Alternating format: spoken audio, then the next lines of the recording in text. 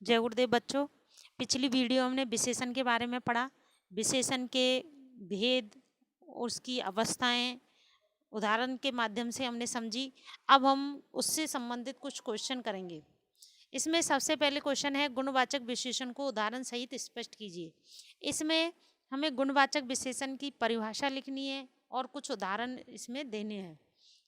और दूसरा है, संकेतवाचक विशेषण की परिभाषा लिखते हुए उदाहरण दीजिए। इसमें भी संकेतवाचक विशेषण की परिभाषा लिखनी है और उदाहरण देने हैं। तीसरा क्वेश्चन है, निम्नलिखित वाक्यों में रेखांकित शब्द में विशेषण को स्पष्ट कीजिए। इस प्रश्न में कुछ वाक्य दिए हुए हैं। उन वाक्यों में कुछ शब्दों के नीचे अंडरलाइन दी हुई है। उन अंडरलाइन शब्दों की हमें विशेषण बताना है कि किस शब्द में कौन सा विशेषण है। जैसे कक्षा में 30 विद्यार्थी हैं, यहाँ पर 30 के नीचे अंडरलाइन दी हुई है। हमें बताना है कि 30 जो है वो किस प्रकार का विशेषण है। मोहन तीसरी पंक्ति में बैठा है, यहाँ तीसरी के नीचे अंडरलाइन दी हुई है और ये बताना है कि ये कौन सा विशेषण है।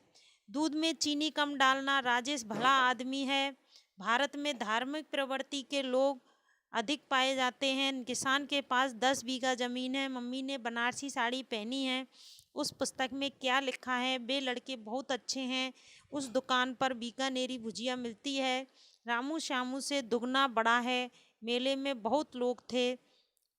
इस तरह इन वाक्यों में, इन सेंटेंसों में कुछ शब्दों के नीचे अंडरलाइन दी हुई है। उन शब्दों की हमें विशेषता बतानी है कि इसमें कौन सा विशेषण है।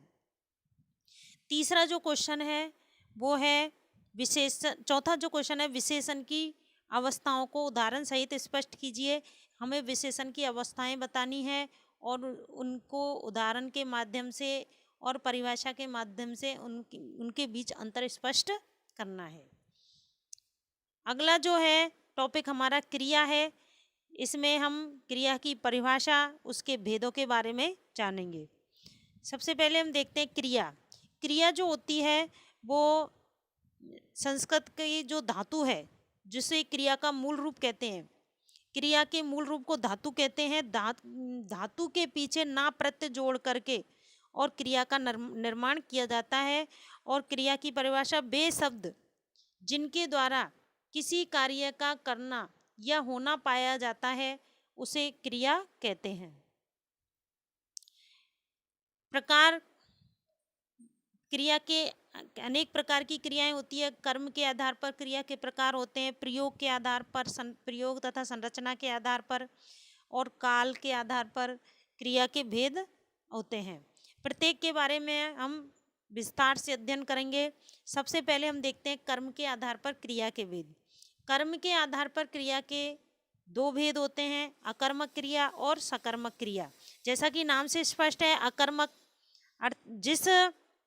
जिस क्रिया में कर्म नहीं हो, ए प्लस कर्म। अकर्मक, जिस क्रिया में कर्म नहीं हो, जैसे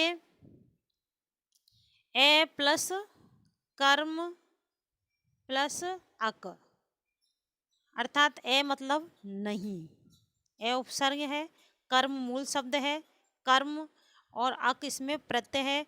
जिसमें कर्म नहीं हो वो अकर्मक क्रिया कहलाती है। अकर्मक क्रिया कहलाती है। दूसरा है सकर्मक, से प्लस कर्म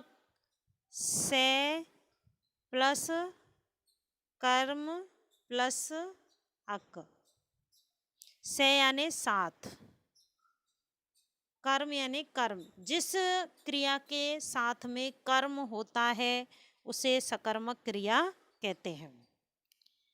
तो वे क्रियाएं जिनके साथ कर्म प्रयुक्त नहीं होता है तथा क्रिया का प्रभाव वाक्य में प्रयुक्त कर्ता पर पड़ता है उसे अकर्मक क्रिया कहते हैं। जब कर्म नहीं होगा तो उसका प्रभाव किस पर पड़ेगा? कर्ता पर पड़ेगा। अर्थात जो क्रिया है वो कर्ता के अनुसार चलेगी, उसे अकर्मक क्रिया कहते हैं। जैसे कुत्ता भौंकता है, कविता हंसती है। जैसे कविता हंसती है।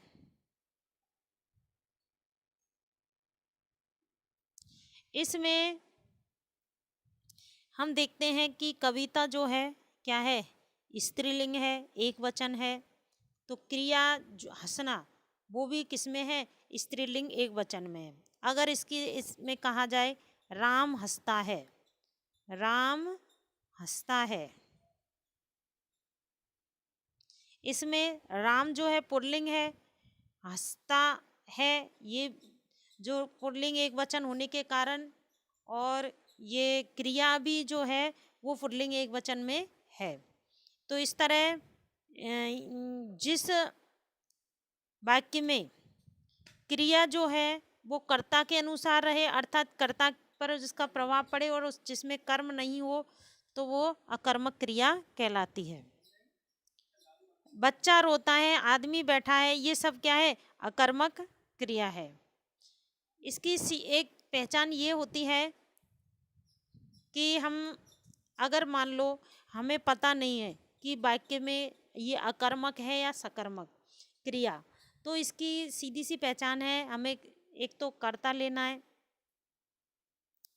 कर्ता और क्रिया, कर्ता और क्रिया के बीच में क्या और या किसे, ये दो प्रश्नवाचक चिन्ह लगा करके और हम प्रश्न बनाते हैं, और उस प्रश्न का उत्तर नहीं आता है, मतलब उसमें उस प्रश्न नहीं बनता है, तो मानो वो क्या होती है, अकर्मक क्रिया। अगर प्रश्न बनता है और उसका उत्तर आता है, तो वो जो क्रिया होगी वो सकर्मक होगी। जो प्रश्न का जो उत्तर आएगा वो उसका कर्म होगा। जैसे हम देखते हैं कुत्ता भौंकता है, तो हम इसमें कर्ता लेंगे, कुत्ता भौंकता है क्या है, क्रिया, तो उसके बीच में क्या लगाएंगे, कुत्ता क्या भौंकता है, तो प्रश्न नहीं बनता। तो इससे स्पष्ट होता है कि ये जो क्रिया है वो अकर्मक है। कविता हंसती है, कविता क्या हंसती है, तो इससे भी ये स्पष्ट क्वेश्चन नहीं बन रहा है, तो क्वेश्चन नहीं बनने के कारण ये अकर्मक है। और इसमें क्या जो होता है ना, वो तो जो निर्जीव कर्म होता है उसके लिए होता है, और सजीव कर्म के लिए किसे। आगे देखेंगे हम सकर्मक क्रिया में वे क्रियाएं जिनका प्रभाव वाक्य में प्रयुक्त कर्ता पर न पड़कर कर्म पर पड़ता है, अर्थात वाक्य में क्रिया के साथ कर्म भी प्रयुक्त हो, उन्हें सकर्मक क्रिया कहते हैं। इसमें क्या होता है, वाक्य में क्रिया के साथ कर्म भी उपस्थित होने के कारण जो क्रिया है वो कर्म के अनुसार चलती है। जैसे भूपेंद्र दूध पी रहा है, नीतू खाना बना रही है। इसमें भूपेंद्र जो है कर्ता है, और पी रहा है क्या है, क्रिया है, और इसमें दूध क्या है, कर्म। अब इसका हमने पता कैसे लगाया, अब इसमें हमने कर्ता देखा भूपेंद्र, भूपेंद्र क्या पी रहा है। इसमें अब हमने क्वेश्चन बनाया, भूपेंद्र क्या पी रहा है, क्वेश्चन बन रहा है, इसका आंसर भी आ रहा है, क्या पी रहा है, दूध पी रहा है। तो यहाँ दूध जो है वो कर्म है। नीतू खाना बना रही है, नीतू क्या बना रही है, तो खाना बना रही है, तो वो कर्म है। खाना क्या है इसमें, कर्म। दूध और खाना क्या है इसमें, कर्म। अब देखते हैं कि जो सकर्मक क्रिया होती है ना, उसके दो भेद होते हैं, एक कर्मक क्रिया और द्विकर्मक क्रिया। जब वाक्य में क्रिया के साथ एक कर्म प्रयुक्त होता है तो उसे एक कर्मक क्रिया कहते हैं। जैसे दुष्यंत भोजन कर रहा है, यहाँ पर दुष्यंत करता है, क्रिया क्या है, कर रहा है, भोजन क्या है इसमें, कर्म। एक ही कर्म उपस्थित होने के कारण ये एक कर्मक क्रिया है। हमने जो ऊपर जो उदाहरण देखे, भूपेंद्र दूध पी रहा है, नीतू खाना बना रही है, इन दोनों वाक्यों में भी एक ही कर्म है, तो इस तरह ये एक कर्मक क्रिया हो गई। राकेश पुस्तक पढ़ता है, क्या पढ़ता है, पुस्तक, एक कर्म है। तो इस तरह इसमें एक कर्मक क्रिया है। अगला जो है द्विकर्मक क्रिया, जब वाक्य में क्रिया के साथ दो कर्म प्रयुक्त हो तो उसे द्विकर्मक क्रिया कहते हैं। जैसे अध्यापक जी छात्रों को भूगोल पढ़ा रहे हैं। इस वाक्य में पढ़ा रहे हैं क्रिया के साथ छात्र एवं भूगोल दो कर्म प्रयुक्त हुए हैं, अतः पढ़ा रहे हैं द्विकर्मक क्रिया है। बच्चों ये ध्यान रखना है कि जो द्विकर्मक क्रिया होती है ना, उसमें एक सजीव कर्म होता है और एक निर्जीव कर्म होता है। इसका पता हम कैसे लगाएंगे? इसमें हम जब क्वेश्चन बनाएंगे तो जैसे अध्यापक जी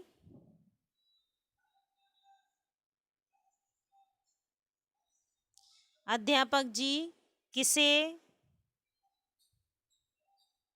तथा क्या पढ़ा रहे हैं।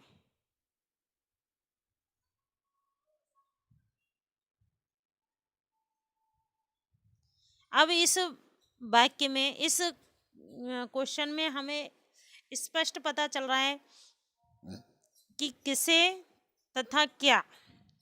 तो किसे पढ़ा रहे हैं? छात्रों को पढ़ा रहे हैं। क्या पढ़ा रहे हैं? भूगोल पढ़ा रहे हैं। तो यह जो किसे शब्द आया है वो सजीव कर्म, छात्र क्या है? सजीव कर्म, और भूगोल क्या है? निर्जीव कर्म। तो निर्जीव कर्म के साथ क्या आया है और सजीव कर्म के साथ किसे आया है? तो सजीव कर्म के लिए किसे का प्रयोग होता है और निर्जीव कर्म के लिए क्या का प्रयोग किया जाता है प्रश्न बनाने के लिए। तो इसमें जो द्विकर्मक क्रिया होती है उसमें दो कर्म होते हैं, एक सजीव होता है, एक निर्जीव होता है। जैसे मम्मी बच्चों को खाना खिला रही है, यहाँ पर मम्मी करता है, किसको खिला रही है? बच्चों को। क्या खिला रही है? खाना। इस तरह दो इसमें कर्म हो गए। तो दो कर्मक, ये द्विकर्मक क्रिया है। ये तो हमने इसमें, आज हम इतना ही पढ़ेंगे। जो सकर्मक क्रिया वो अकर्मक क्रिया है, ये बहुत ही इम्पोर्टेंट है 9th के लिए, 8th 9th 10th तीनों ही क्लासों के लिए बहुत ही महत्वपूर्ण है। इससे ही अधिकतर एग्जाम में प्रश्न पूछे जाते हैं। अगर आपको इसमें कुछ समझ में नहीं आया है तो आप कमेंट्स के माध्यम से और मुझसे पूछ सकते हो कि इसमें क्या समझ में नहीं आया। मैं और भी अच्छे से आपको समझाने की कोशिश करूँगी। अगले वीडियो में हम इससे संबंधित कुछ क्वेश्चंस और इसके बारे में और पढ़ेंगे ध्यान से। Thank you.